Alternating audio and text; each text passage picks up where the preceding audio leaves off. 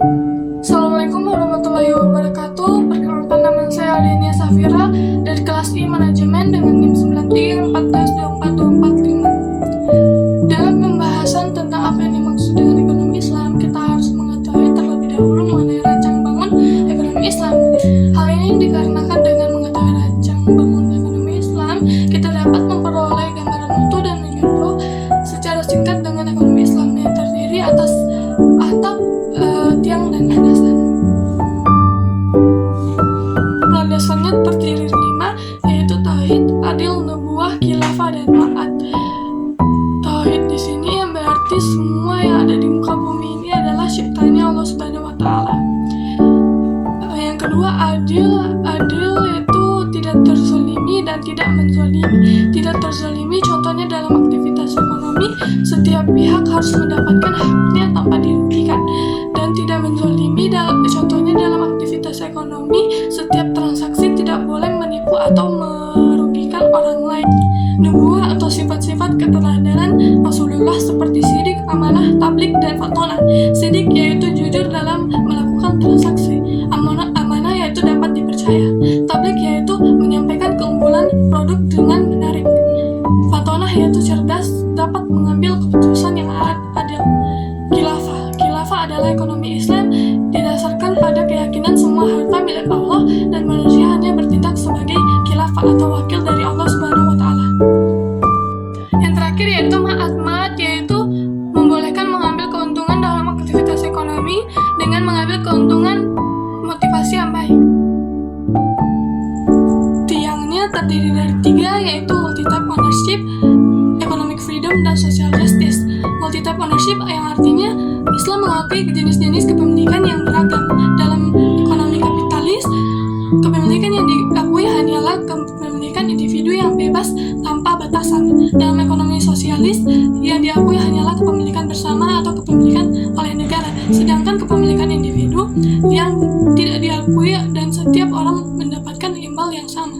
Economic freedom artinya dalam ekonomi Islam setiap manusia bebas melakukan aktivitas apa saja selama aktivitas tersebut tidak dilarang dalam Islam ataupun haram. Social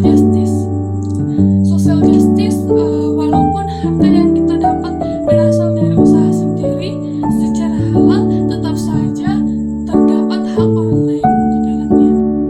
Yang terakhir ada adab, yaitu akhlak merupakan perilaku Islam dalam perekonomian. Akhlak tersebut diartikan sebagai etika yang harus ada dalam aktivitas ekonomi.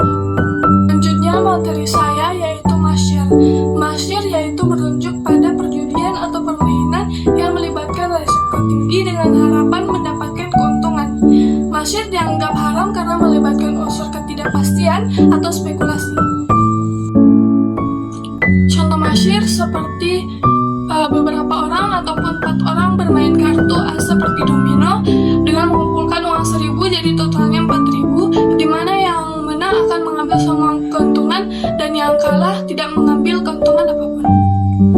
Adapun surat mengenai masyir dengan artinya, wahai orang-orang beriman, sesungguhnya minuman keras, berjudi, berkurban untuk berhala, dan mengundi nasib dengan anak panah adalah perbuatan keji dan termasuk perbuatan setan. Maka jauhilah perbuatan-perbuatan itu agar kamu beruntung.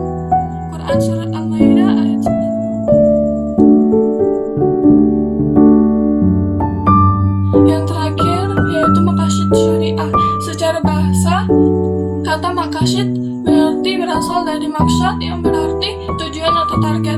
Al-Fasih misalnya, menurutnya maqasid syariah merupakan tujuan atau rahasia Allah yang ada dalam setiap hukum syariah secara umum untuk kebaikan atau kemaslahatan umat manusia. Bentuk-bentuk maqasid syariah menurut Imam Syafi'i ada 5 syariah. 5 bentuk ini disebut juga 5 prinsip umum kuliat atau al-khamsah maqasid. Masing-masing bentuk ini memiliki 2 pembagian, yaitu dari segi wujud atau penjagaan dan segi adam atau pencegahan. Maqasid syariah meliputi 5 pokok, yaitu menjaga agama, menjaga jiwa, menjaga akal, menjaga menjaga keturunan, dan menjaga harta.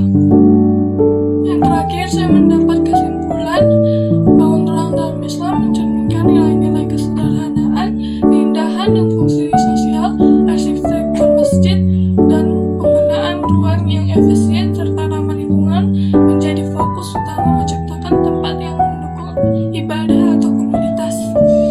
Adapun kesimpulan dari riba, gharar, dan masyarakat. Riba yaitu dilarang dalam Islam karena dianggap eksploitasi dan menyebabkan ketidakadilan, gharar ketidakpastian dalam transaksi, dan juga dapat merugikan salah satu pihak.